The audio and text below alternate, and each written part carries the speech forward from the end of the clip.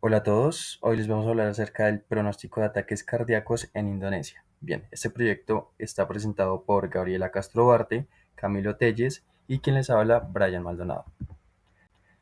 El índice de nuestro proyecto consiste en lo siguiente. Primero, contexto del proyecto, después preparación de los datos, la tercera parte comprende el entendimiento de los datos, la cuarta el análisis de datos y por último las conclusiones. Actualmente la detección temprana de enfermedades cardiovasculares es un reto y principalmente en hospitales con recursos limitados. Hay factores como la hipertensión, diabetes, tabaquismo o el exceso insuficiente de diagnósticos preventivos que agravan esta situación. Según un estudio publicado por la OMS, más del 35% de las muertes en Indonesia se debe principalmente a estas enfermedades de tipo cardiovascular, las cuales pueden llegar a ser prevenibles. Para esto se quiso hacer o desarrollar un modelo predictivo de Machine Learning, el cual nos puede permitir predecir el riesgo individual del ataque cardíaco, automatizar la detección temprana o generar acciones para médicos y pacientes. Este estudio fue basado en un dataset, el cual contiene datos reales de estudios en Indonesia. Bien, en cuanto a la composición de los datos, podemos encontrar diferentes categorías como son variables demográficas, como la edad, el sexo, también variables de estilo de vida y comportamientos, como si la persona fuma, o entre otras, factores ambientales y sociales, factores de riesgo clínico, como si la persona tiene colesterol alto, es hipertensa, o factores del sistema de salud, por ejemplo, si ha tenido un ataque antes, o si presenta un historial clínico familiar con respecto a este tipo de enfermedades. La preparación de los datos se dio o consistió en 5 fases importantes: limpieza de los datos, valores faltantes, valores duplicados, datos corruptos y selección de datos. Al revisar estos datos a profundidad, encontramos que el dataset evidenciaba una alta calidad de datos, puesto que no se presentaban valores nulos, vacíos, corruptos o atípicos. En el lado de valores faltantes encontramos tuvimos una pequeña confusión, y es que había una variable en torno al que nos decía si la persona consumía o no alcohol. Aparecían muchas variables en cero, a lo cual nosotros pensamos que eran valores faltantes. Sin embargo, con un estudio más a profundidad, descubrimos que esto representaba que la persona no consumía nada de alcohol. Entonces, ya después de esto, reevaluamos todo el planteamiento con respecto a esta variable y procedimos a tomar las decisiones correspondientes y lo incluimos en el modelamiento.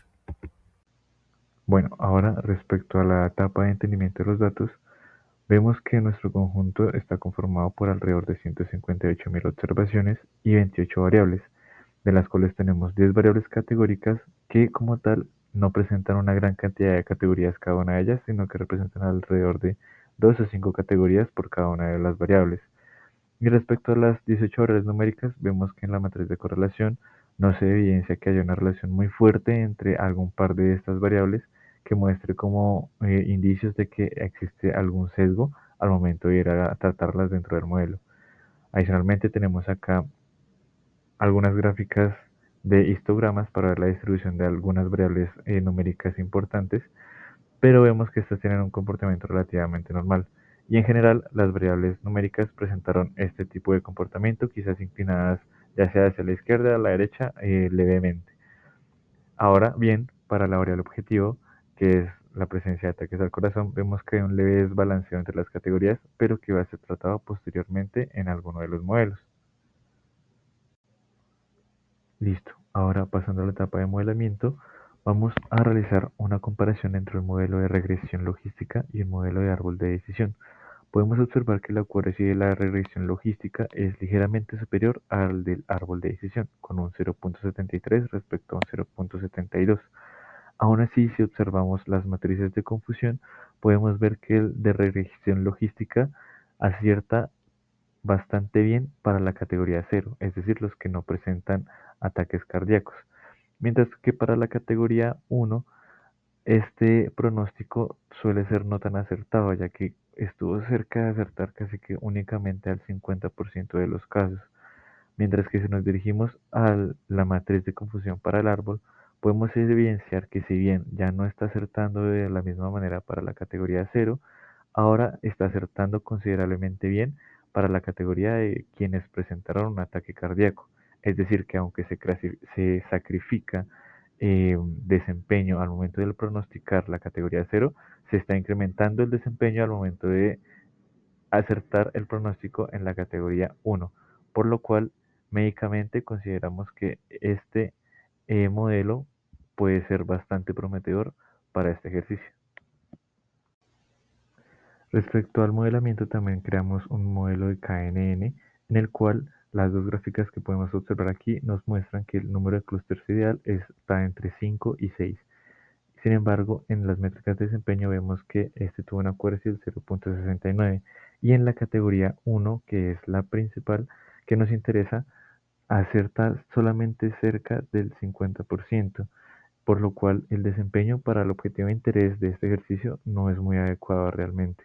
Si bien hay otras métricas como el F1 Score que tiene un desempeño aceptable y que podría mejorar con más datos y una muestra más balanceada, este modelo de los tres que nosotros realizamos fue el que tuvo peor desempeño.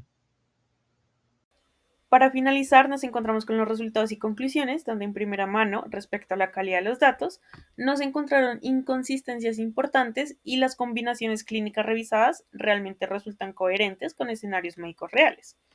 Respecto a nuestro análisis exploratorio, se valían relaciones médicas conocidas, como lo son el vínculo entre tabaquismo y riesgo cardiovascular, y aunque algunas variables son redundantes, la mayoría de estas aporta valor al modelo.